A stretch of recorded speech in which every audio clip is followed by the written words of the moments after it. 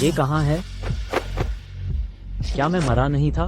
मीना, आज यह शादी तलाक होकर रहेगी। तलाक? 2018। क्या मैं सच में पुनर्जन्म लेकर वापस आ गया हूँ मेरे 8 साल की उम्र में, जब दादा दादी का तलाक हुआ। बेटा भू की दुर्घटना हुए 3 साल ही हुए हैं। आर्यन सिर्फ 8 साल का है। अब भी हम दोनों पर ही निर्भर है। इस मुश्किल वक्त में क्या तलाक नहीं ले सकते? ये बुजुर्ग, शायद आप लोग किसी और दिन आए। चुप रहो, दखल मत दो। मीना, मैं तुमसे कहता हूँ, उस बच्चे को बहाना बनाकर मुझे रोकने की कोशिश मत करो। बच्चों का अपना भाग्य होता है और बिना बच्चों के मैं आराम से रहूँगा। आज यह शादी खत्म होकर रहेगी। राजेश, मैं तुमसे विनती करती हूँ।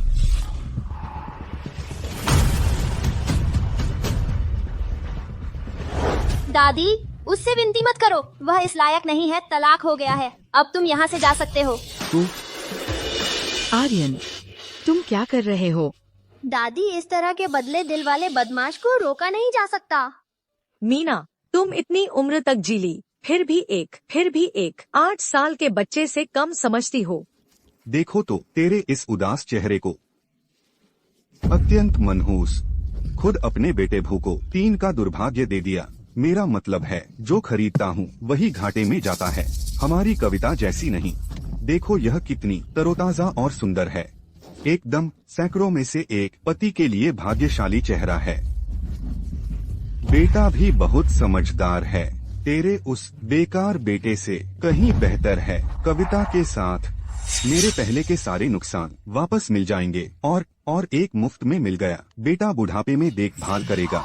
मेरी दादी तो नहीं है तुम्हारे साथ रहने वाली इस नाकारा प्यारी, इसलिए दिन बद से बदतर होते जा रहे हैं। तुम्हारे बाद मेरी दादी के दिन निश्चित रूप से बेहतर होते जाएंगे, और भी बेहतर। बुढ़ापे में अनपढ़, पेंशन नहीं, कचरा बीनने पर निर्भर मेरी प्यारी और एक मेरी प्यारी को लेकर और बेहतर होते जाएंगे।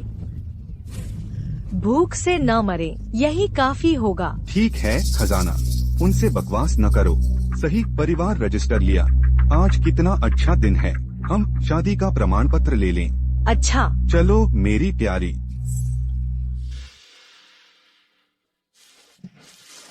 दादी, तुम रोना बंद करो, आगे मैं तुम्हारा ख्याल रखूंगा। आर्यन, तुम बहुत अच्छे हैं। तुम्हारे साथ होने से दादी की खुशकिस्मती है। सही आर्यन, तुम नहीं है हमेशा स्कूल जाने की सोचते।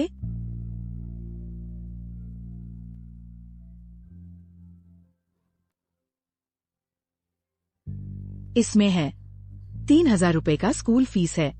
ये दादी की है, दादा से छुपाकर चुपके से बचाई है। कल है, हम रजिस्टर करने जाएंगे। अगर नहीं होता तो तुम्हारी दादी इस मेरी प्यारी को खुशी से तुम्हारे माता पिता का 3 मौतों का मुआवजा मुझे दे। तुम सोचते हैं मैं तुम्हें इतना पसंद करता हूँ रखने के लिए। दादी, तुम चिंता न करो, मैं कभी नहीं करूँगा कोई तुम्हें नुकसान पहुँचाए। आर्यन बड़ा हो गया है, मर्द बन गया है, दादी की रक्षा करना जानता है। चलो दादी के साथ घर चलो, दादी तुम्हें पकौड़ी बनाकर खिलाएगी। पुरातन वस्तु बाजार 13/6 यही है। याद है, मेरे पिछले जन्म में किसी ने यहाँ से एक पुरानी चीज खरीदी थी, और फिर एक विदेशी प्रवासी ने उसे 50 लाख से ज्यादा में खरीद लिया। इस जन्म में यह बढ़िया सामान मेरा होगा। दिलचस्प है। मालिक, तुम्हारी यहाँ की सारी चीजें मैं पूरी खरीद लूंगा। आर्यन, ओ मेरी प्यारी, घर पर अपनी प्यारी दादी के साथ नहीं रह रहा, यहाँ आकर दूसरों की नकल कर रहा है क्या? तुम्हें क्या? मेरी प्यारी मेरी ही खून है। इतना छोटा है और पैसे मांगने निकल पड़ा। हालांकि तू आया तो थोड़ा देर से आ गया। इस थैले पर जो खजाना था वो सब तो तेरे दादा ने खरीद लिया है। देख रहा है, मेरे पास तो असली कैट्स आई रत्न है। तेरे सारे कचरे को जोड़ो तो भी मेरे इसके बराबर नहीं होंगे। कैट्स आई रत्न? कैट्स आई रत्न तो वही चीज है जो उस चीज पर सजा हुआ था। मिल गया। प्राचीन शाही कुलीनों का विदेश भागने पर छोड़ा हुआ पारिवारिक विरासत। मालिक, तुम्हारी यह सारी चीजें मैं पूरी खरीद लूंगा। बेचोगे? बेचूंगा। पोता, पूरी खरीद लूंगा। तेरे पास पैसे हैं क्या?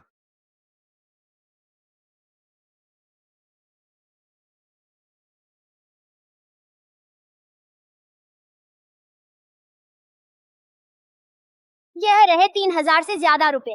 पैसे लो और सामान दो।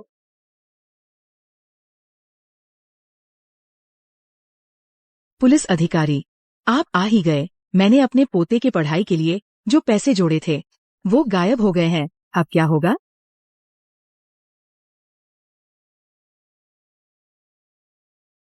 मीना जी, पहले घबराइए नहीं। दरअसल आपके बयान के मुताबिक सबसे ज्यादा संभावना यही है कि आपके पोते ने पैसे ले लिए हैं। नहीं, ऐसा नहीं हो सकता। पुलिस अधिकारी, आर्यन बहुत अच्छा बच्चा है, वह चोरी नहीं करेगा। कप्तान, मिल गया।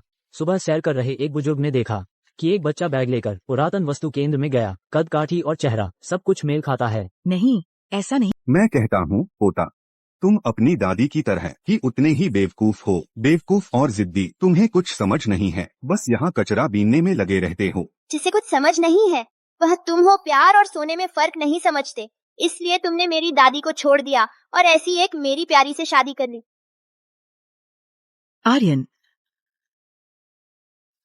आर्यन, तुम खुद बेवजह बाहर भागते हो, ये तो ठीक है, लेकिन तुम इतना सारा पैसा भी साथ ले आए। अगर ये खो गया तो फिर स्कूल कैसे जाओगे? दादी तुम डरो मत, ये सारा पैसा मैंने खजाने में बदल दिया है। क्या? तुमने सब खर्च कर दिया?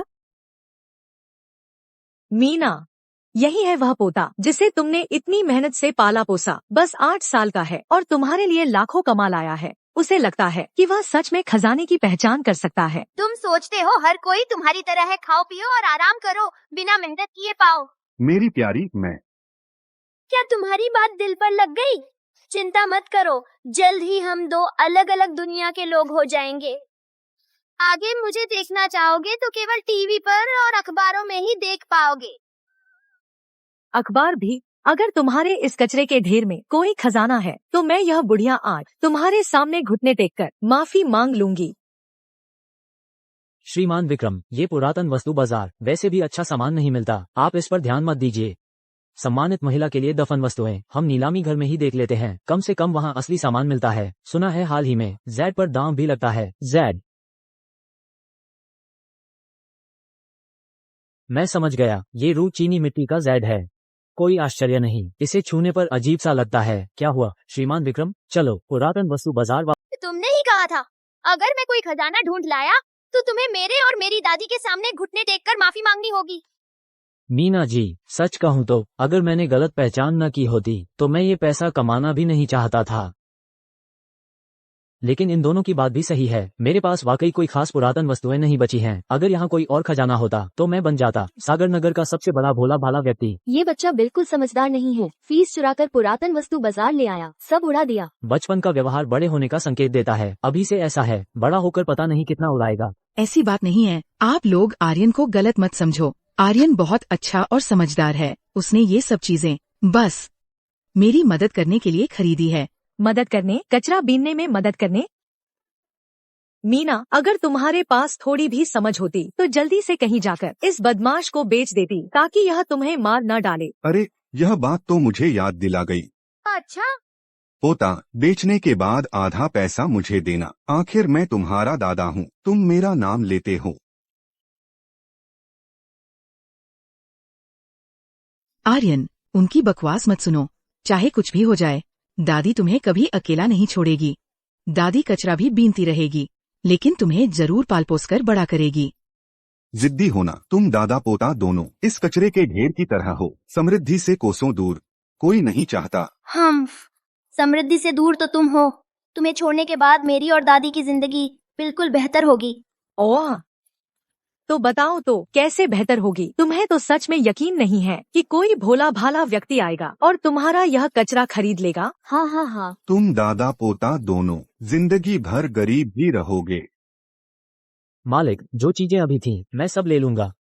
मालिक जी, अभी जो सामान था वो सब मुझे चाहिए। अरे पतिदेव, इसमें कहीं ऐसा तो नहीं कि असली अच्छा सामान हो। नामुमकिन है, मैंने सब देख लिया है, सब बेकार है। अगर कोई अच्छा सामान होता तो मैं कुछ भी कर लूं।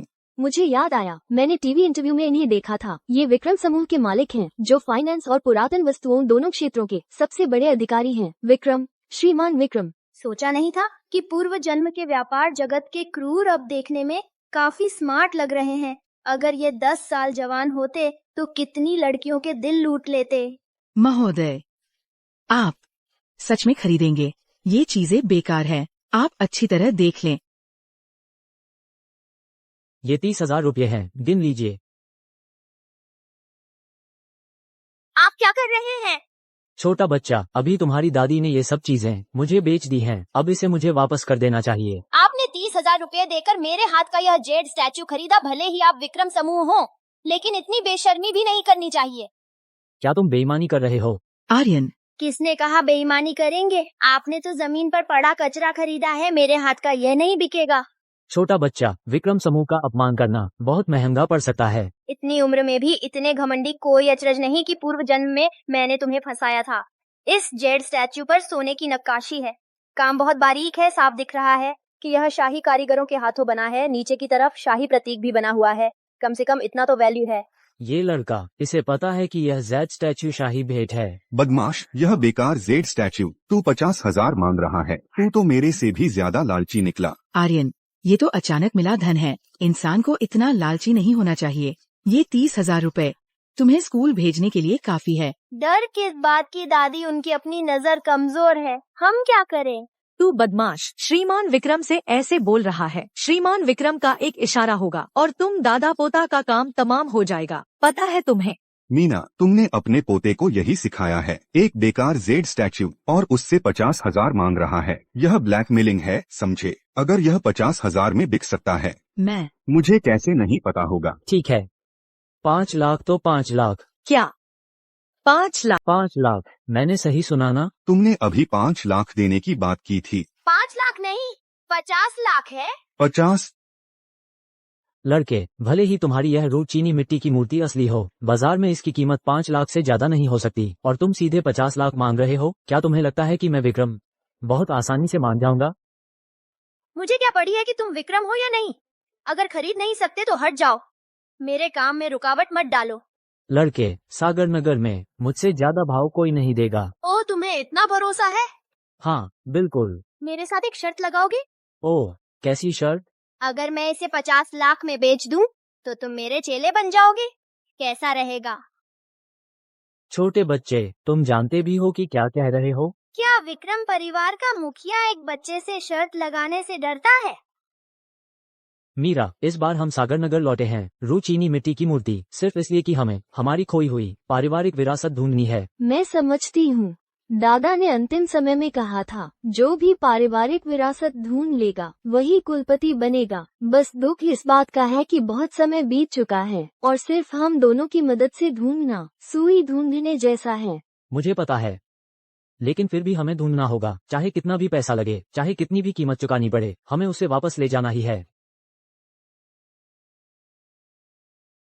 भाई, जल्दी देखो। बहुत बढ़िया। बदमाश, तुम्हारी हिम्मत कैसे हुई श्रीमान विक्रम को अपना छोटा भाई बनाने की? हाँ बिल्कुल, श्रीमान विक्रम की एक उंगली हिलाने भर से तुम दोनों दादा पोता का काम तमाम हो जाएगा। फिर भी तुम उनके सामने बड़ी बड़ी बातें करने की हिम्मत करता है। मैं 5 लाख का ऑफर दे रहा हूँ, इसका मतलब है कि इसकी कीमत बस इतनी ही है। क्या तुमने कभी सोचा है कि अगर बिका ही नहीं तो क्या होगा? अगर यह नहीं बिकता तो यह चीज तुम्हारी मर्जी पर है। अच्छा ठीक है, अगर तुम हारे तो मेरे विक्रम समूह में जीवन भर के लिए दरबान बनना, अपने झूठ की सजा के तौर पर। ठीक है, यह तय है। आर्यन, तुम किसी से भी इतनी आसानी से शर्त कैसे लगा सकते हो? अगर हार गए तो क्या होगा? अगर हार गया तो तुम उसे लेकर साथ साथ शौचालय साफ करने जाना। हाँ हाँ हाँ, बिल्कुल सही। तुम इतनी फिजूल की चिंता क्यों कर रही हो? शायद तुम्हारा पोता जानबूझकर ऐसा कर रहा है। इस मौके का फायदा उठाकर श्रीमान विक्रम से चिपक जाना हो भी सकता है। हाँ हाँ। अगर सचमुच उन दोनों के कहने के मुताबिक, तो मैं तुम्हें बता दूं, तुम्हारी चाल गलत है। विक्रम के परिवार का खाना हर कोई नहीं खा सकता है। बच्चे, तुम्हारे हाथ में जो चीज है हमें चाहिए, कीमत क्या है? क्या? बच्चे, तुम्हारे हाथ में जो चीज है हमें वही चाहिए। कीमत क्या है? श्रीमान विक्रम, ये दोनों प्रवासी चीनी लगते हैं, क्या इन्हें भी यह चीज चाहिए होगी? पहले देखते हैं क्या होता है। ये दोनों अंग्रेजी में बात कर रहे हैं ना? हाँ मालिक। तुम समझ गए। मैं तो एक आम आदमी हूँ, मैं कहाँ समझ पाऊंगा। मुझे बस इतना पता है कि आना है तो कम, जाना है तो गो। हाँ में सिर हिलाओ, ना में सिर हिलाओ। वो सुन और बोल सकें, वो तो कॉलेज के छात्र ही हो सकते हैं। बहुत ही असाधारण लोग। कहीं ये भी मेरी इस जेड पुतली पर ही तो नहीं आए हैं? यह तो मेरी जेड पुतली है। रास्ता दो, रास्ता दो। मेरे विशेष अतिथि के रास्ते में मत खड़े रहो। क्या धक्का मुक्की मचा रहे हो? चापलूस, पिछले जन्म में भी किसी के गुलाम रहे होंगे। मुझे यह चाहिए, यह। ठीक है बच्चे, विदेशी विशेष अतिथि ने कहा है कि उन्हें तुम्हारे हाथ की चीज चाहिए। तुम कीमत बताओ। 50 लाख रुपए, एक पैसा भी कम नहीं। तुम्हारा दिमाग खराब हो गया है क्या? ये बेकार चीज 50 लाख की। महोदय, ये बच्चा 50 लाख रुपए मांग रहा है, तभी यह चीज आपको मिल सकती है। कोई बात नहीं। क्या? जी महोदय। उनके चेहरे के हाव भाव देखो। तुम मेरे चेले बनने वाले हो, यह तो तय है। बच्चे,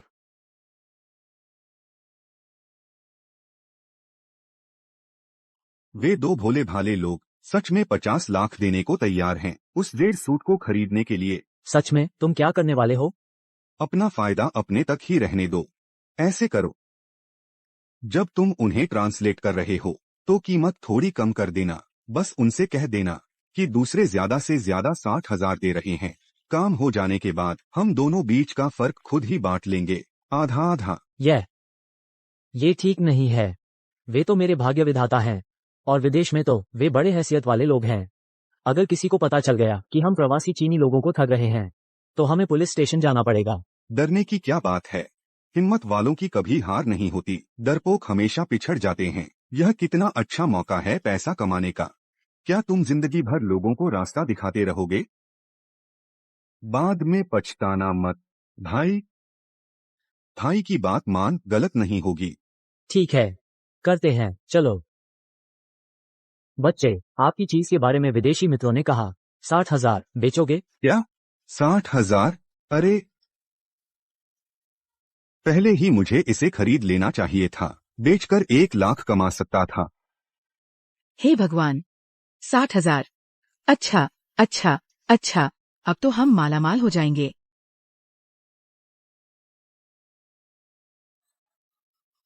$60,000। अगर यह पैसा मेरा होता तो मुझे जिंदगी भर कुछ करने की जरूरत नहीं पड़ती। यह तो बहुत खुशी की बात है। बच्चे, क्या हाल है? बेचोगे क्या? ये लोग सच में लालची हो गए हैं। अगर मुझे अंग्रेजी नहीं आती तो शायद वे मुझे ठग लेते। मैं नहीं बेचूंगा।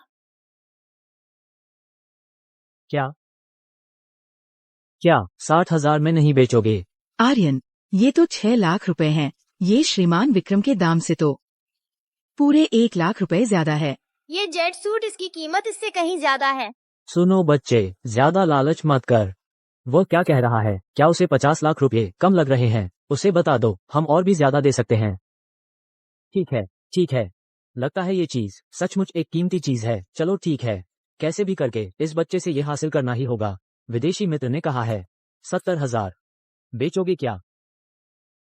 80,000। 90,000। 10 लाख रुपए आखिरी बार। बच्चे, अगर तुम अब भी नहीं बेचोगे तो ये सौदा नहीं होगा। 10 लाख रुपए की चीज मैंने सिर्फ 3,000 में बेच दी। आर्यन, ये 10 लाख रुपए तुम दादा पोता दोनों के लिए अच्छी जिंदगी जीने के लिए काफी हैं। आर्यन, ये तो 10 लाख रुपए हैं। क्यों न हम इसे बेच दें? हाँ, सही कह रही है, जल्दी से बेच दो। 10 लाख रुपए मिलेंगे। आगे से तुम दोनों को मुश्किलों में नहीं रहना पड़ेगा। 10 लाख रुपए आखिरी ऑफर है। अगर तुम फिर सोचोगे और हिचकिचाओगे, नहीं बेचोगे, तो हम चले जाएंगे। तुम्हें एक पैसा भी नहीं मिलेगा। सच में? बिल्कुल, यहाँ सिर्फ मुझे अंग्रेजी आती है। क्या मैं तुम्हें धोखा दे रहा हूँ? लेकिन मैंने अभी अभी साफ सुना, वे कह रहे थे लगता है और भी ज्यादा दे सकते। क्या तुमने अभी सुना? तुम्हें लगता है तुम अंग्रेजी समझ सकते हो? अंग्रेजी समझना मुश्किल है क्या? बिल्कुल, हम जैसे बिना पढ़े लिखे लोग तो छोड़ो, कॉलेज जाने वालों के लिए भी मुश्किल है। जो आसानी से बोल लेते हैं वो तो प्रतिभाशाली होते हैं। तुम एक बच्चे हो, स्कूल भी नहीं गए और यहाँ बड़ी बड़ी बातें कर रहे हो। तो फिर इस गाइड से पूछो ना कि मैंने गलत कहा या नहीं। यह तो नामुमकिन है। इतने छोटे बच्चे ने अंग्रेजी के शब्द सीखे होंगे। उसने चेहरे के हाव भाव देखकर अंदाजा लगाया होगा और मुझे बेवकूफ बनाने की कोशिश की। बच्चे, तुम यह मत सोचो कि थोड़ी सी चालाकी दिखाकर सबको बेवकूफ बना सकते हो। मैं तुम्हें बता दूं, इन विदेशी मित्रों ने आखिर में 10 लाख रुपए ही कहा था। क्या तुम्हें यकीन है कि उन्होंने ऐसा ही कहा? बिल्कुल, मैं ही उन्हें यहाँ लाया हूँ। क्या मैं उन्हें धोखा दूंगा? सच है, जैसी दादी वैसा पोता, जैसी दादी वैसा पोता। साफ है कि पढ़े लिखे नहीं हैं। नीचे तबके के लोग और ऊंचे लोगों से जुड़ने की कोशिश कर रहे हैं स्कूल जाने के लिए। अब क्या बनने की कोशिश कर रहे हो, पढ़े लिखे आदमी? आर्यन, शायद अब रुक जाना चाहिए। ये पैसा दादी के लिए काफी है, तुम्हें कॉलेज तक पढ़ाने के लिए। और सुनो, तुम अंग्रेजी भी नहीं बोल सकते, उनसे बातचीत भी नहीं कर सकते। चलो इसी कीमत पर बेच देते हैं।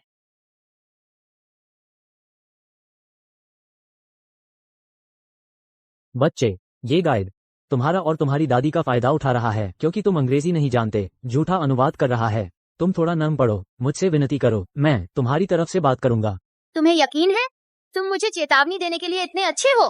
मुझे लगता है ये दोनों विदेशी तुम्हारी चीज बहुत चाहते हैं। मैं दूसरों की मदद करने से पीछे नहीं हटता। तुम्हारी चिंता करने की जरूरत नहीं है। मेरा चेला बनने का इंतजार करो और मेरे काम करो। मीना, यह है वो अच्छा पोता जिसे तुमने पाला है। विदेशियों के सामने भी शर्मिंदगी मिल रही है। महोदय, मुझे लगता है आपके गाइड को बदलने की जरूरत है। अरे ये आर्यन, तुमने अंग्रेजी कब सीखी? दादी से सीखने की क्या जरूरत है, यह तो बहुत आसान है। बस थोड़ा सुन लिया तो आ गया। यह असंभव है। एक बच्चा अंग्रेजी कैसे जान सकता है? ये तो बिल्कुल असंभव है। अंग्रेजी कुछ भी असंभव नहीं है। फ्रेंच, हैरानी हुई ना? जर्मन, मैं और भी बहुत कुछ जानता हूँ। रूसी, सोचा नहीं था ना? इतालवी, बेवकूफों का झुंड। कई देशों की भाषाएं। क्या वो एक विलक्षण बच्चा है? यह गाइड अभी झूठा अनुवाद किया, उनके साथ मिलकर जानबूझकर मुझे धोखा दिया, तुम्हारी कीमत कम करवा दी। बहुत घिनौना है। तुम्हें खुशकिस्मत समझना चाहिए। ये भारतवर्ष में है, अगर विदेश में होता तुम अब तक लाश बन चुके होते। यह एक गलतफहमी है। ये सिर्फ एक गलतफहमी है। मैं तो बस नहीं, मैं पुलिस को बुलाऊंगी। मत करो। यहाँ कोई है, प्रवासी भारतीयों को धोखा दे रहा है। मैं उसे अदालत में ले जाऊंगी। महोदय, मेरी मदद करो। उसी ने मुझसे ऐसा करवाया। वह मेरे बारे में झूठ बोल रहा है। ऐसी कोई बात नहीं है। आर्यन, वो दादा ने तुम्हें धोखा नहीं दिया। जल्दी अंकल से कह दो, मुझे मत पकड़ो। ओ, क्या सच में? सच में आर्यन, दादा तो बस तुम्हें चिढ़ा रहे थे। तुम जल्दी पुलिस अंकल से कहो कि वे मुझे छोड़ दें। हाँ आर्यन, वह तो तुम्हारे अपने दादा है। तुम अपनों के खिलाफ नहीं जा सकते। पुलिस अंकल, पीड़ित होने के नाते मुझे उनसे 2 बातें कहने का अधिकार है ना? आर्यन, मुझे पता था।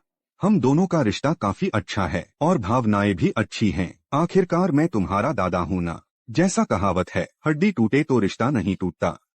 तुम चिंता मत करो, दादा आगे चलकर तुम्हें जरूर। अरे राजेश, मैं तुमसे कहता हूँ, अगर तुमने मेरी दादी को छुआ तो मैं तुम्हारी जान ले लूं। बदमाश, तू मुझे मारने की हिम्मत करता है।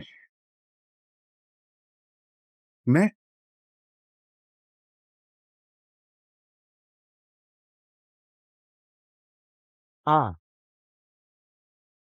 तुझे ही पीट रहा हूँ।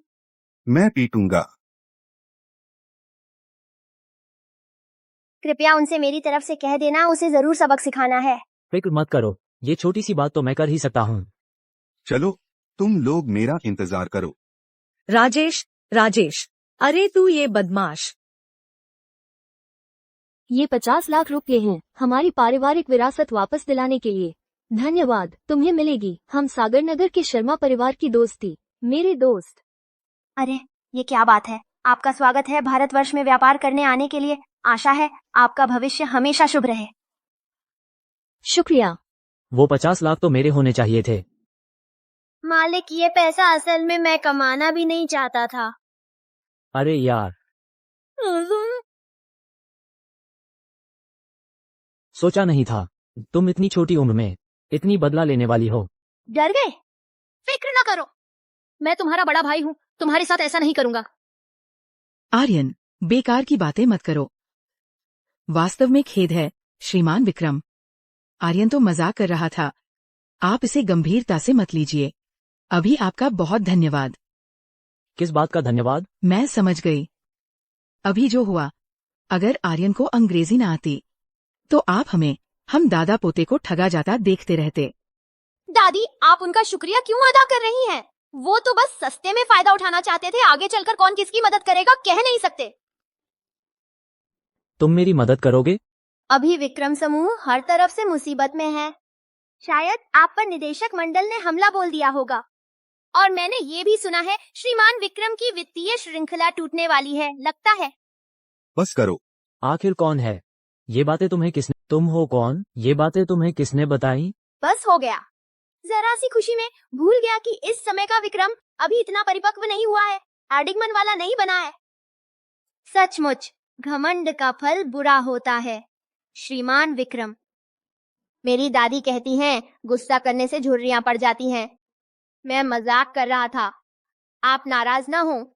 और फिर जो लोग अक्सर खबरें और अखबार देखते हैं वे भी यह सब समझ सकते हैं। तुम्हें क्या लगता है? देखो, विलक्षण बच्चा वहाँ है। बच्चे, सुना है तुमने रत्न पहचानना और सस्ते में खरीदना करके लाखों कमाए हैं। क्या ये सच है?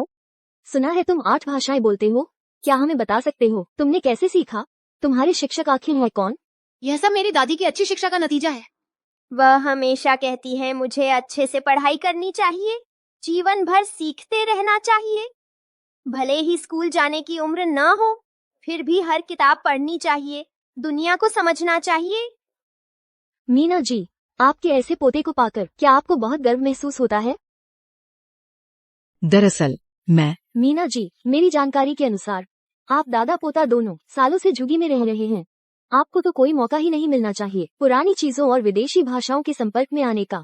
क्या कोई पीछे से आपके साथ चुपके से काम कर रहा है, लोगों का ध्यान खींचने के लिए, नाम और दौलत के पीछे भागने के लिए? नहीं, ऐसा कुछ नहीं है। विलक्षण बच्चा या फिर यह इंसानों का किया धरा है? हेलो, ठीक है, मैं समझ गया। श्रीमान विक्रम, जन निर्माण समूह फिर से हमें टोक रहा है। चलिए हम पहले चलते हैं। जन निर्माण समूह विक्रम समूह की सबसे बड़ी निर्माण कंपनी। हाल ही में सागर नगर के आसपास जल स्तर तेजी से बढ़ा है। आसपास के 16 शहर पानी में डूब चुके हैं। सरकार सक्रिय रूप से राहत कार्य कर रही है और बांधों को मजबूत कर रही है। हमें उम्मीद है कि सभी एकजुट हो जाएंगे और इस आपदा का सामना मिलकर करेंगे। पिछले जन्म में सागर नगर में अचानक बाढ़ आ गई थी, जिसके कारण आसपास के किसानों की फसल पूरी तरह बर्बाद हो गई थी और अनगिनत लोग बेघर हो गए थे। चूंकि ईश्वर ने मुझे पुनर्जन्म दिया है, मैं आंखें मूंद कर इस तबाही को होते नहीं देख सकता।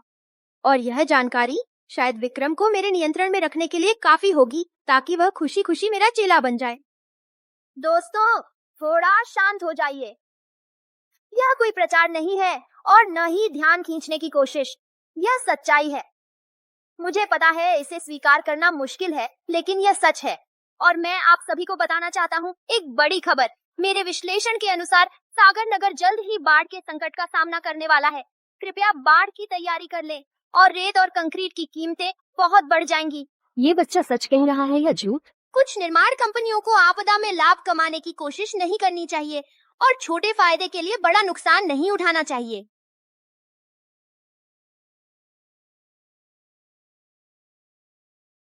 दादी, आज रात मसालेदार मांस खाएंगे, कैसा रहेगा? मेरे सामने घुटने टेको। दादी, तुम्हें क्या हुआ? घुटने टेको। दादी, तुम्हें क्या हो गया है? सच दादी को बताओ, तुम्हें वो सब कैसे पता चला? वो सब मैं लाइब्रेरी में दूसरों से पूछ लेता हूँ। वहाँ के लोग बहुत होशियार होते हैं। मैं पूछता हूँ तो समझ आ जाता है। अच्छा हुआ दादी काम में व्यस्त रहती हैं। मुझे हमेशा किताबों के पास छोड़ देती है। नहीं तो समझाना मुश्किल होता। तो बार वाली बात? वो भी किताबों में लिखी है। किताबों में कहा गया है, निचली उड़ान भरती चिड़िया, मेंढकों का शोर, चींटियों का पलायन, ये सब भारी बारिश और बाढ़ के पहले संकेत हैं। आर्यन, हम गरीब है जरूर, लेकिन हमारे अंदर इज्जत होनी चाहिए। याद रखना, कभी झूठ मत बोलना, समझे? तो तुम कह रहे हो कि बाढ़ की बात सच है? हाँ दादी, बिल्कुल सच। अभी जो हो रहा है वो 10-12 साल पहले अखबार में छपी खबर जैसा ही है, बिल्कुल एक जैसा है। तो हमें तुरंत पुलिस को बुलाना चाहिए, संबंधित विभागों को चेतावनी देनी चाहिए। तैयारी कर लो। दादी, तुम चिंता मत करो, मैं पहले ही मीडिया को बता चुका हूँ और ये काम कोई ना कोई करेगा ही। हम अभी ये सोचें कि रात को क्या खाएंगे। दादी, हमारे पास पैसे हैं, मुझे बढ़िया खाना चाहिए और मुझे मसालेदार मांस चाहिए और मीठे और खट्टे कबाब भी। और क्या बढ़िया खाना? ये पैसे तेरे स्कूल के लिए रखेंगे, कल ही दाखिला करवाएंगे। तुझे भूख लगी है, दादी तेरे लिए नूडल्स बना देती हूँ। बस। क्या मैं 1 करोड़पति हूँ और मुझे सिर्फ नूडल्स मिलेंगे? दादी, तुम मेरे साथ ऐसा नहीं कर सकती, मुझे बढ़िया खाना चाहिए। दादी, मैं बालवाड़ी नहीं जाना चाहता, वहाँ सिर्फ छोटे बच्चे होते हैं, बहुत बचकाना है। तू क्या बकवास कर रहा है? तू भी तो सिर्फ 8 साल का है। आर्यन, इंसान को जमीन पर पैर रखकर चलना चाहिए, अपनी थोड़ी सी चतुराई पर। कभी घमंड मत करना। मैंने प्राचार्य से बात कर ली है, वो खुद तुझे लेने आएंगे। हे भगवान, क्या मैं भविष्य का विश्व का सबसे धनी व्यक्ति सच में प्राथमिक स्कूल से शुरुआत करने वाला हूँ? ये वो विलक्षण बच्चा नहीं है और उसकी बेकार दादी। क्या इस विलक्षण बच्चे को भी स्कूल जाने की राजेश और कविता, तुम दोनों इतनी जल्दी बाहर आ गए? मेरे घर में लोग हैं, कुछ जुर्माना दे दिया तो बाहर आ गए। तुम आर्यन को इस स्कूल में पढ़ाना चाहती हो? यह स्कूल सागरनगर का सबसे अच्छा स्कूल है। कविता का पोता भी भारी फीस देकर ही यहाँ आया है। तुम्हारा पोता इस हालत में। आर्यन, उसकी बात न सुनो, चलो चलें। देखो, सब देखो, ये वही विलक्षण बच्चा है जो कल के न्यूज में था। वही है जो लाखों कमा चुका है, मीडिया के सामने बाढ़ की भविष्यवाणी करने वाला विलक्षण बच्चा। क्या विलक्षण बच्चा है यह सब झूठ है। यह और उसकी दादी अपनी हिम्मत से छीन लिया मेरे पति का खजाना, पहले ही बेच दिया। अरे, इससे पैसे कमाए, फिर इतना घमंडी हो गया, मीडिया के सामने भविष्यवक्ता बनने का नाटक करता है, बाढ़ आने की बात करता है। यह सिर्फ बकवास। मैं बकवास नहीं कर रहा हूँ, तुम लोग मानो या ना मानो, यह तुम्हारी मर्जी है।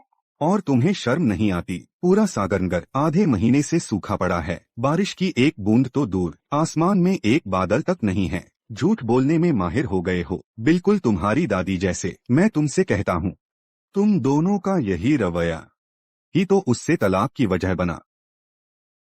गेट के सामने इतना शोर क्यों मचा रहे हो?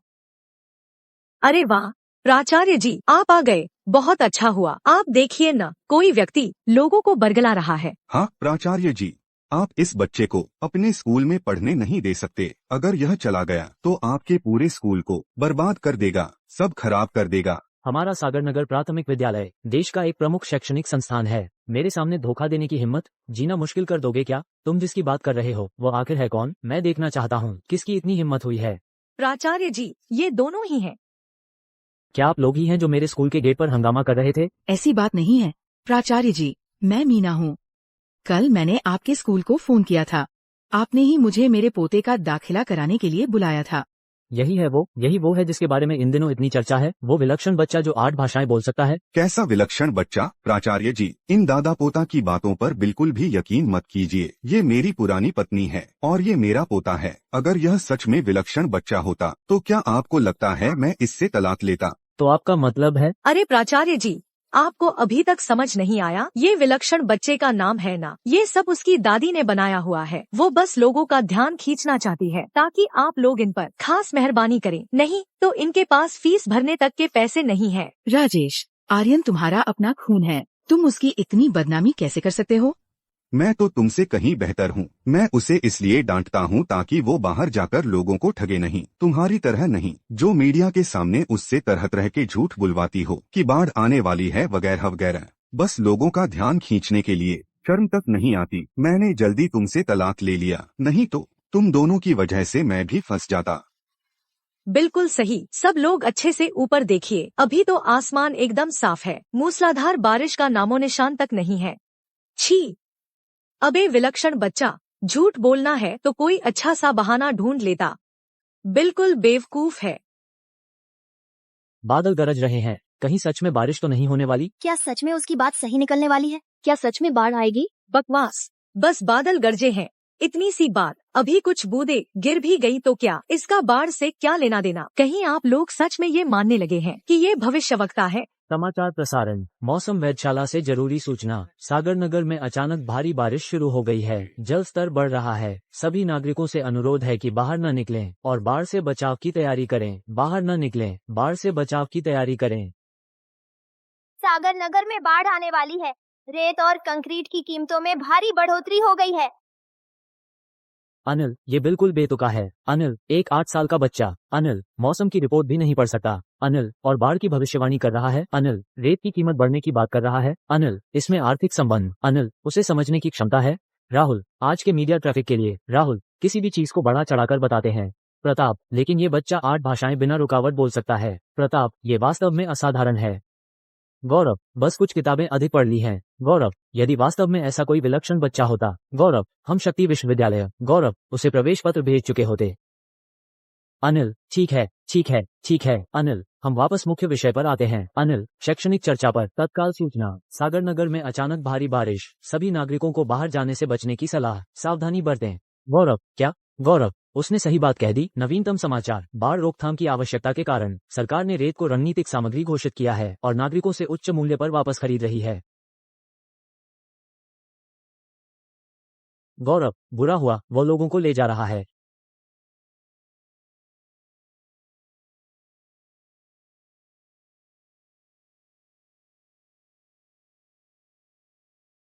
सागरनगर प्राथमिक विद्यालय के प्राचार्य अरे श्रीमती मीना। सागरनगर प्राथमिक विद्यालय के प्राचार्य यह आर्यन। सागरनगर प्राथमिक विद्यालय के प्राचार्य वास्तव में असाधारण प्रतिभाशाली है। सागरनगर प्राथमिक विद्यालय के प्राचार्य, हमारा सागरनगर प्राथमिक विद्यालय उसे प्रवेश देना चाहता है।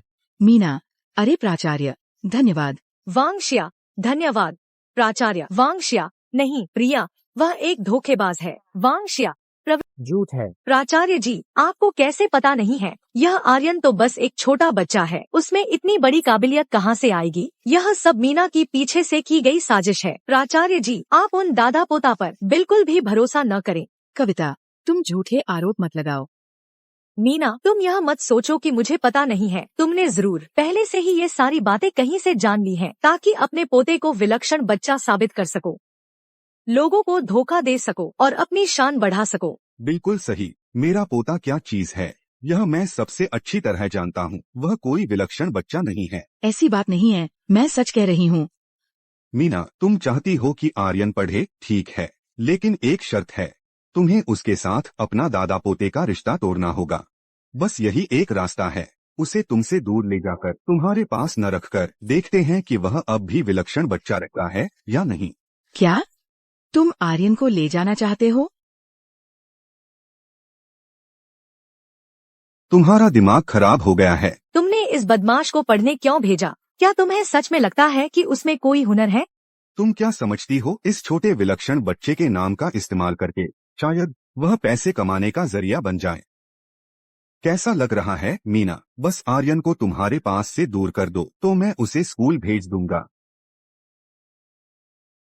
आर्यन, दादी, चिंता मत करो, मैं तुम्हें अकेला नहीं छोड़ूंगा। हम उसकी बात नहीं सुनेंगे। चलो हम चलते हैं। रुको, अगर तुम लोग जाने की हिम्मत करोगे तो मैं पूरे सागरनगर को बता दूंगा कि आर्यन को सागरनगर प्राथमिक विद्यालय से निकाल दिया गया है। देखते हैं कौन सा स्कूल उसे लेता है। किसने कहा कि आर्यन को कोई नहीं चाहता? आप ही आर्यन। कौन कहता है कि आर्यन को कोई नहीं चाहता? तुम ही आर्यन हो ना? खुद का परिचय दो। मैं हूँ। अरे, क्या ये उस छोटे विलक्षण बच्चे के नाम पर आए हो? बेकार गया, उसकी सारी चालें मैंने उजागर कर दी हैं। हाँ, ये दादा पोता दोनों बस मिलीभगत कर रहे हैं, लोगों को ठग रहे हैं। मीना, अगर तुमने अभी की शर्त नहीं मानी तो इस मनहूस को लेकर चली जाओ। हटो, हमारे स्कूल के छात्र के अभिभावकों को तुम हिम्मत करके परेशान करते हो। तुम कौन होते हो मुझे हाथ लगाने की हिम्मत? ये सर्वोच्च विश्वविद्यालय के प्राचार्य प्रताप हैं। हमने शिक्षा विभाग में इन्हें देखा है। आर्यन, मैं सर्वोच्च विश्वविद्यालय की तरफ से तुम्हें आधिकारिक तौर पर हमारे विश्वविद्यालय के विशेष प्रवेश छात्र के रूप में आमंत्रित करता हूँ। सर्वोच्च विश्वविद्यालय? नामुमकिन, यह तो बालवाड़ी भी नहीं गया एक बच्चा है। तुम सर्वोच्च विश्वविद्यालय इसे लेना चाहते हो? हाँ, ये सब धोखेबाज हैं। सर्वोच्च विश्वविद्यालय में कैसे आ सकता है? वो बिल्कुल भी सर्वोच्च विश्वविद्यालय का छात्र नहीं है। मुझे पता था आर्यन इस लायक ही नहीं है। जरूर उसकी चाल उजागर हो गई है। ये सभी मीडिया वाले उसे सबक सिखाने आए हैं। मैं ज्ञानोदय विश्वविद्यालय का प्राचार्य अनिल हूँ। आर्यन, तुम्हें हमारे ज्ञानोदय विश्वविद्यालय आना चाहिए। मैं मध्य भारत विश्वविद्यालय का प्राचार्य राहुल हूँ। आर्यन की प्रतिभा हमारे मध्य भारत विश्वविद्यालय के लिए ज्यादा उपयुक्त है। मैं शक्ति विश्वविद्यालय का प्राचार्य गौरव हूँ। आर्यन, हमारे विश्वविद्यालय आओ, हम तुम्हें सबसे अच्छे संसाधन देंगे। आर्यन, हमारे यहाँ पढ़ने आओ। आर्यन, हमारे यहाँ पढ़ने आओ। ये क्या? श्रीमती मीना, बस आप तैयार हों तो आर्यन अभी हमारे विश्वविद्यालय में दाखिला ले सकता है। अरे श्रीमती मीना, हमारा ज्ञानोदय विश्वविद्यालय आर्यन के लिए ज्यादा उपयुक्त है। अरे हमारे विश्वविद्यालय में आइए, हमारे शक्ति विश्वविद्यालय में आइए। आपको हमारे यहाँ ही आना चाहिए। मैं कैसे चुनाव करूं? दादी, क्यों ना हम पहले सभी सम्मानित सज्जनों को भोजन पर आमंत्रित करें? बहुत अच्छा, बहुत अच्छा। आप सभी महोदय ने अभी तक भोजन नहीं किया है ना? मैं पहले आप सबको खाने पर ले चलती हूँ। ये कैसे हो सकता है? हमें ही आपको भोजन पर और आर्यन को बुलाना चाहिए। हाँ हाँ, बिल्कुल सही। चलिए चलिए चलिए। रुको। यह वित्तीय शिखर सम्मेलन इन्हीं लोगों को ढूंढ रहा था, हमारे वित्तीय सलाहकार बनाने के लिए। श्रीमान विक्रम, ये लोग पहले से ही हमारे समूह के। अरे, गाड़ी कैसे चला रहे हो? श्रीमान विक्रम, सहायक, आगे पहाड़ी बाढ़ आ गई है, रास्ता पानी में डूब गया है, चेतावनी दी जा रही है, आगे नहीं जा सकते। सागर नगर में जल्द ही बाढ़ का संकट आने वाला है। कृपया सभी लोग बाढ़ की तैयारी कर लें। और रेत और कंक्रीट की कीमतें बहुत बढ़ जाएंगी। कुछ निर्माण इकाइयां देश की मुसीबत में फायदा उठाने की कोशिश न करें। छोटे फायदे के लिए बड़ा नुकसान न उठाएं।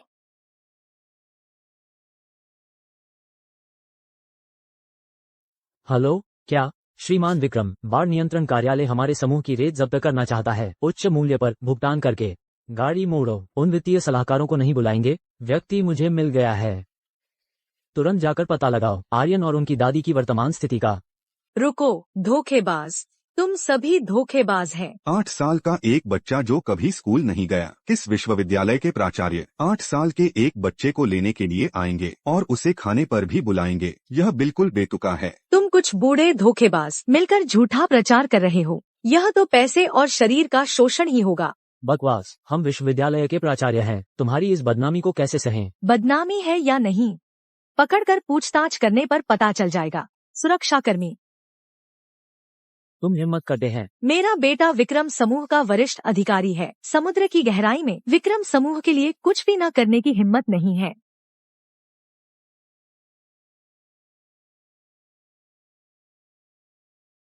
रुक जाओ।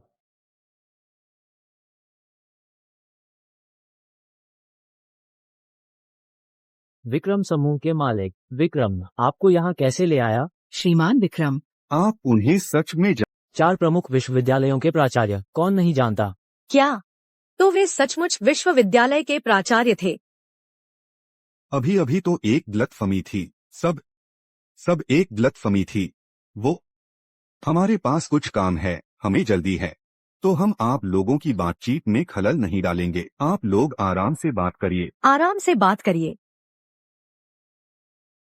वो परेशान करने वाले आखिरकार चले गए। आर्यन सचमुच एक विलक्षण बच्चा है। श्रीमान विक्रम भी उन्हें विशेष सम्मान देते हैं। श्रीमती मीना, आर्यन के प्रवेश के बारे में आपने क्या सोचा है?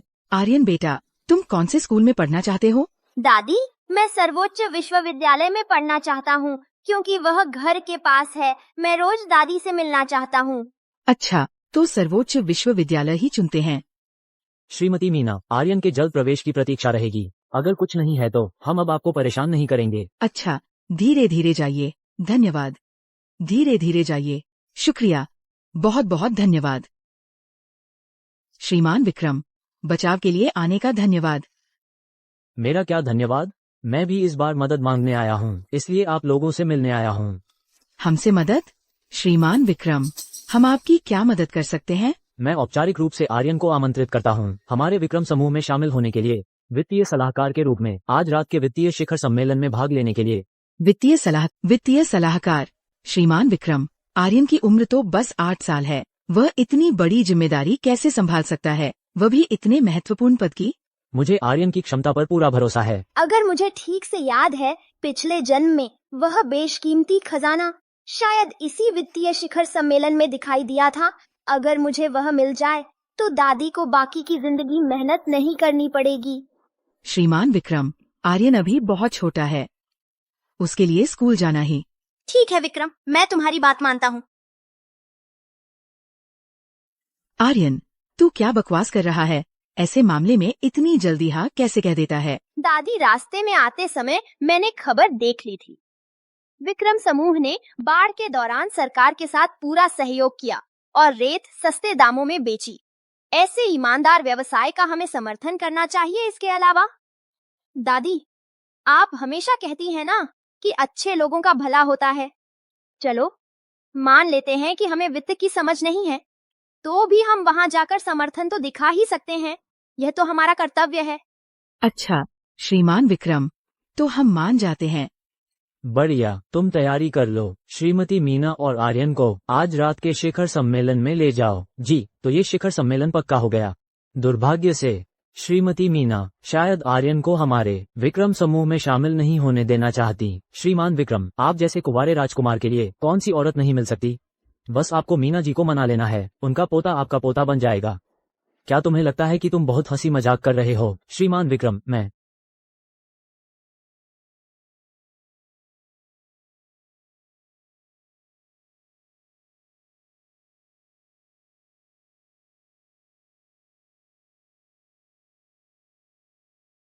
मीना, आर्यन, तुम दोनों तो सचमुच पीछा नहीं छोड़ते।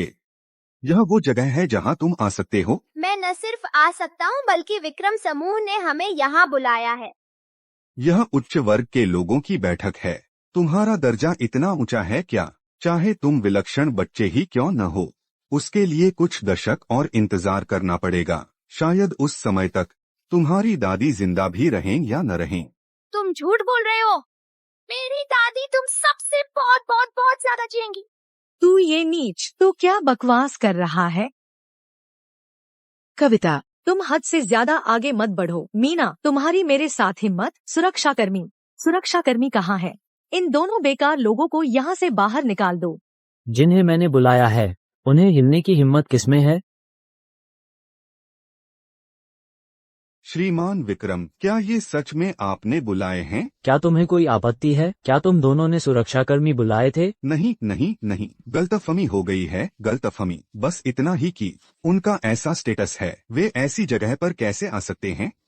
हाँ बिल्कुल, आज यहाँ जो लोग आए हैं सब बड़े बड़े नामी लोग हैं। उन दादा पोता के साथ रहना हमारे लिए भी शर्म की बात है। हाँ, ऐसे आयोजन में बच्चों को भी कैसे आने दिया जा सकता है? हाँ, ये बिल्कुल भी औपचारिक नहीं है। देखो ना, कोई भी नहीं चाहता कि वह इस तरह के आयोजन में शामिल हो। उनका ऐसा स्टेटस है, यहाँ आकर शर्मिंदगी होती है। उनसे स्टेटस की तुलना करना। सब ध्यान से सुनो। आर्यन और श्रीमती मीना हमारे विक्रम समूह के नए नियुक्त निवेश सलाहकार हैं और श्रीमान विक्रम द्वारा व्यक्तिगत रूप से आमंत्रित विशेष अतिथि हैं। यह क्या मजाक है? श्रीमान विक्रम, मुझे लगता है यह संभव नहीं है। आप लोग उनके झांसे में नहीं आना चाहिए।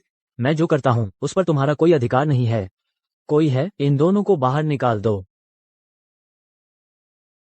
छोड़ो मुझे। श्रीमान विक्रम, मेरा बेटा रवि है, आपके विक्रम समूह के निदेशक हैं। रवि? हाँ, अगर तुमने मुझे हाथ लगाया तो मेरा बेटा तुम्हें बख्शेगा नहीं।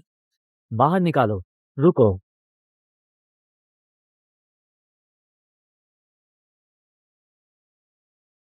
विक्रम, तुम्हारी बुद्धि मारी गई है क्या? मेरी माँ पर भी हाथ उठाने की हिम्मत? कितना अरे बेटा। माँ, चिंता न करो, मैं यहाँ है। ये किसका है नवदनाट्य? यह व्यक्ति विक्रम समूह का निदेशक रवि है। हमारे मालिक की स्थिति पर नजर है बहुत समय से। रवि, आज रात समूह की ओर से शिखर सम्मेलन में मैं ही हूँ। तुम यहाँ कैसे? विक्रम, मैंने सुना है तुमने एक 8 साल का बच्चा ढूंढ लिया और उसकी दादी को सलाहकार बनाया। मैं खास देखने आया, सोचा नहीं था ये सच है। तो क्या हुआ? तुम इस तरह बेतुका कर रहे हो, विक्रम समूह के हितों की अवहेलना कर रहे हो। तुम मुझे सिखा रहे हो। विक्रम, भले ही विक्रम समूह तुम्हारा है, तुम इस तरह गड़बड़ कर रहे हो। मेरे पास भी कारण है, निदेशक मंडल में मतदान शुरू कर तुम्हें हटाने का। कारण? क्या कारण? ठीक है, तुम इन दादा पोता पर इतना भरोसा करते हो तो क्या इस वित्तीय शिखर सम्मेलन के पत्थर की नीलामी पर दांव अपने इस वित्तीय सलाहकार को मेरे साथ मुकाबले में लगा सकते हो? तुम पत्थर पर दांव लगाना बिल्कुल सही। अगर उन दोनों की हार हुई तो तुम तुरंत निदेशक मंडल से इस्तीफा दे दो। महाप्रबंधक की कुर्सी मैं संभालूंगा। अगर तुम हार गए तो मैं हारूंगा। मैं, रवि, कच्चे पत्थर की दावबाजी से ही तो आगे बढ़ा हूं। मैं एक 8 साल के बच्चे से हार जाऊंगा? बड़े लोगों को शर्म नहीं आती।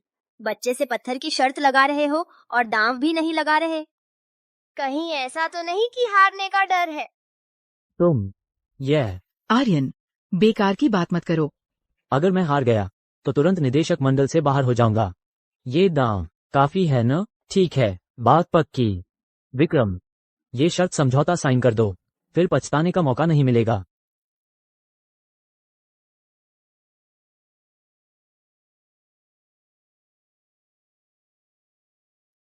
ठीक है, चलो देखते हैं कि कौन सा हीरे का कच्चा पत्थर ज्यादा कीमती निकलता है, वही जीतेगा। श्रीमती कविता, मेरी यह स्थिति बनी रहेगी या नहीं, यह अब आप और आपके पोते पर निर्भर है। आप चिंता न करें, सारी लागत हमारा विक्रम समूह देगा। मुनाफा आप दादा पोता का होगा। चिंता मत करो विक्रम, मैं जहाँ हूँ वहाँ जीत पक्की। सभी अतिथिगण आपका इंतजार किया। पत्थर पर दांव लगाना जान पर दांव लगाने जैसा है। एक ही चीरा, भाग्य पर निर्भर। आज हमने 2 खास तैयार किए हैं। कच्चा पत्थर आज के वित्तीय शिखर सम्मेलन के लिए कुछ शुभ संकेत जोड़ने, और स्थान पर कटिंग मशीन भी तैयार है। पत्थर की नीलामी के बाद अतिथि स्थान पर कटाई कर सकते हैं। देखिए किसकी रत्न पहचानने की गहरी दृष्टि है। मीना यह पुरानी सोच वाली जीवन में कभी नहीं देखा जायडी कैसा होता है। पोता को लेकर भी आ गई पत्थर की नीलामी में। सचमुच मजाक है। शायद कुछ देर में हारने वाला सड़क पर भीख मांगने जाएगा।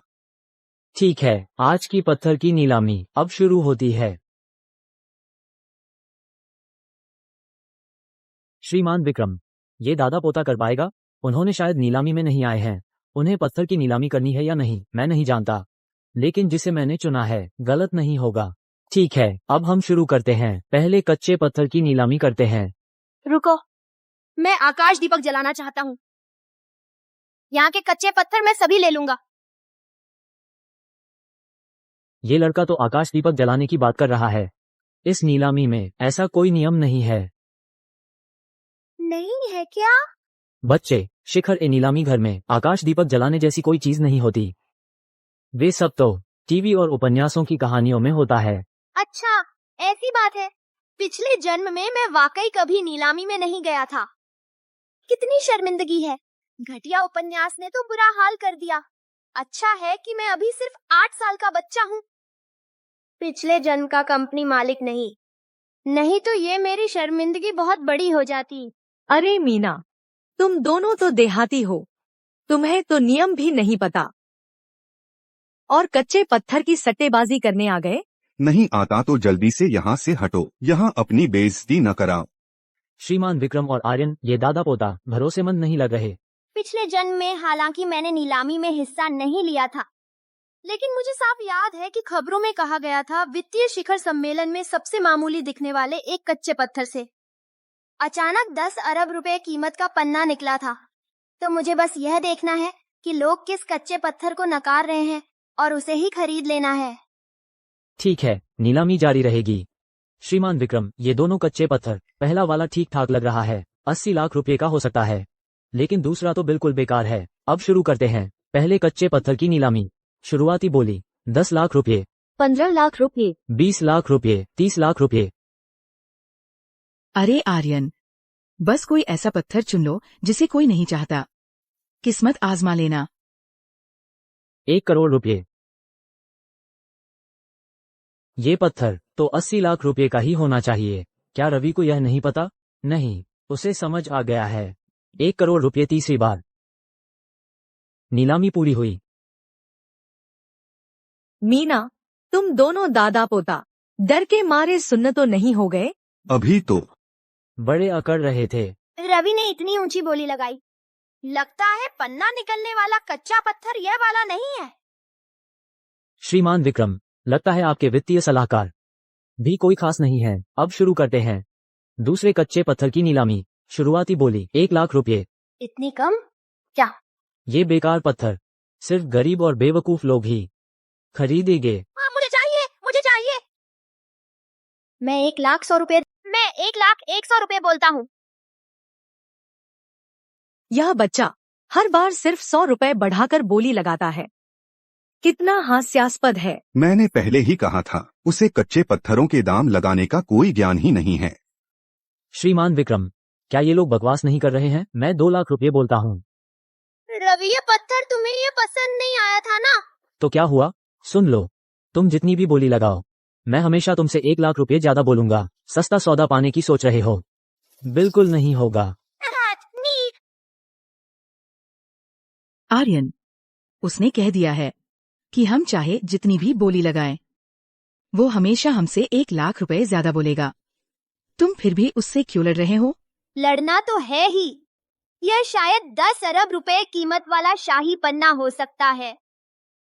दादी, पहला पत्थर हमसे छूट ही गया। अगर यह वाला भी नहीं जीत पाए तो क्या हम बस देखते रहे कि विक्रम का महाप्रबंधक का पद छीन लिया जाए? पर कौन जानता है रवि कीमत को कहाँ तक बढ़ा देगा? क्यों डर रही हो दादी? ये पैसा तो हमें देना नहीं है। और सुनो, तुमने कहा था ना कि अच्छे लोगों का भला होता है। इस बार हमें विक्रम की मदद करनी है। अच्छा ठीक है। 2 लाख रुपए तीसरी बार। नीलामी पूरी। ये दोनों कच्चे पत्थर श्रीमान रवि के होंगे। क्या? 2 लाख रुपए नीलामी तीसरी बार। 2 लाख रुपए तीसरी बार। नीलामी पूर्ण। ये 2 कच्चे पत्थर श्रीमान रवि के हैं। क्या हुआ? एक भी कच्चा पत्थर नहीं मिला। बर्बाद हो गया। दादी को मनाने में ही लगा रहा, एक पल की चूक में बोली देने का मौका गया। मैं जानता था कि तुम हार जाओगे।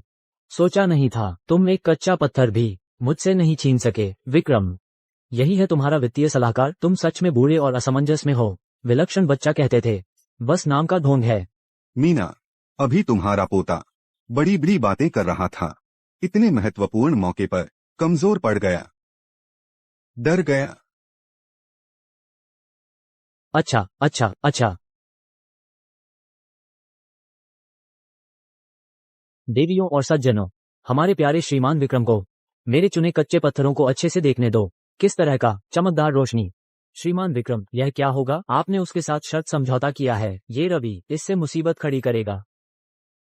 जो जीता वही सिकंदर। शायद मैं सच में गलत देख रहा था। श्रीमान रवि, माफ करें, 2 कच्चे पत्थर, कुछ नहीं दिखा।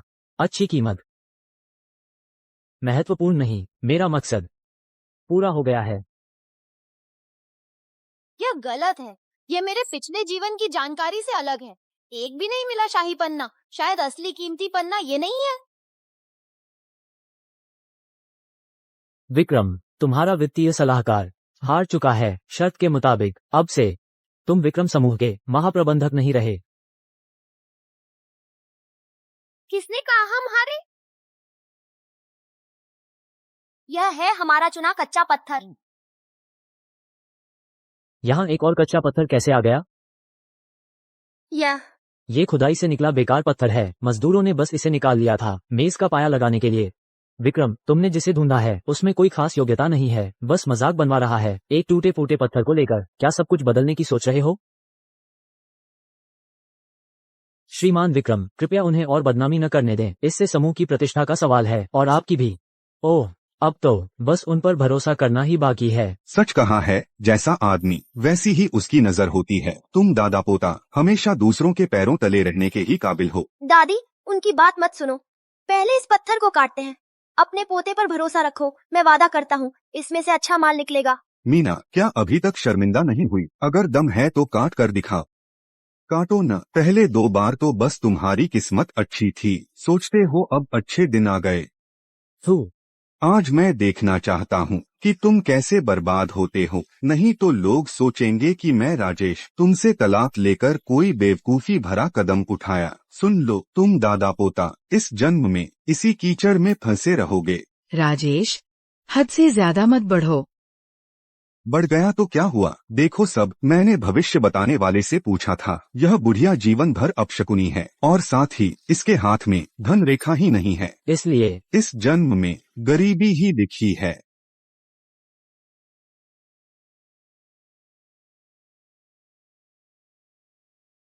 मीना तुम पागल हो गई हो। तुम कहते हो मेरी किस्मत में धन दौलत नहीं लिखी है ना? अब लिख गई। दादी, मेरी और मेरे पोते की किस्मत सिर्फ हम खुद तय करेंगे। अरे ढोंग कर रहा है, बस एक मजबूर आदमी की तरह लड़ रहा है। श्रीमान विक्रम, क्या उन्हें पत्थर काटना जारी रखने देना चाहिए? काटो।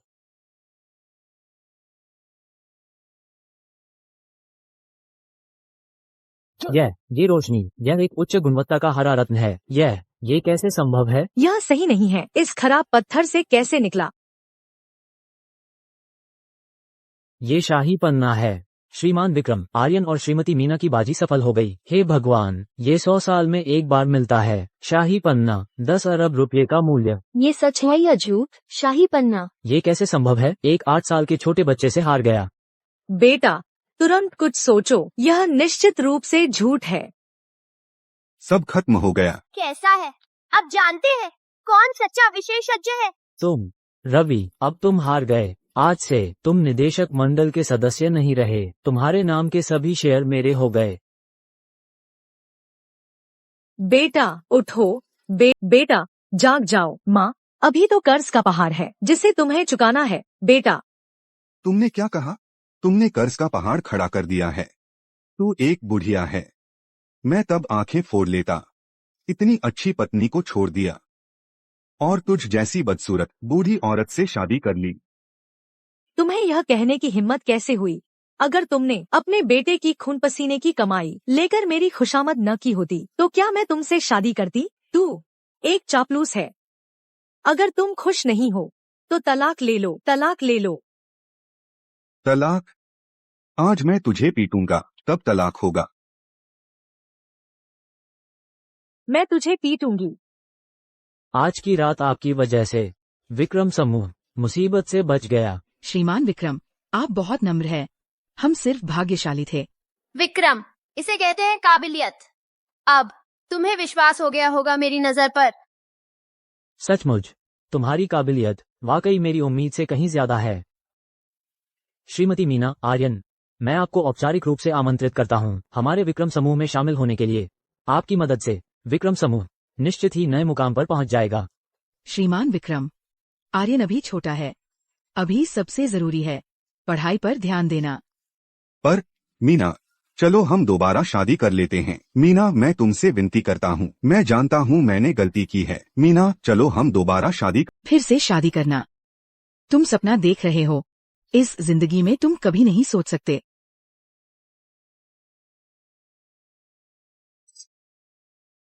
मीना, मैं तुम्हें बता रहा हूँ, अगर तुम मुझसे फिर से शादी नहीं करोगी, मैं रोज तुमके घर आकर तंग करूंगा। वह भी मेरा पोता है। मैं उसे बिना किसी कारण मारूंगा। मैं रोज उसे मारूंगा और गाली दूंगा। तुम मेरे साथ कुछ नहीं कर सकते।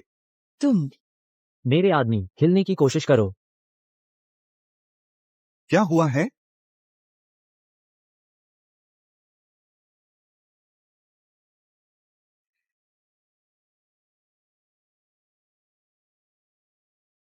श्रीमती मीना, मैं विक्रम आज औपचारिक रूप से तुम्हें शादी का प्रस्ताव देता हूँ। तुम मुझसे शादी करना चाहोगी? ये बहुत अचानक है।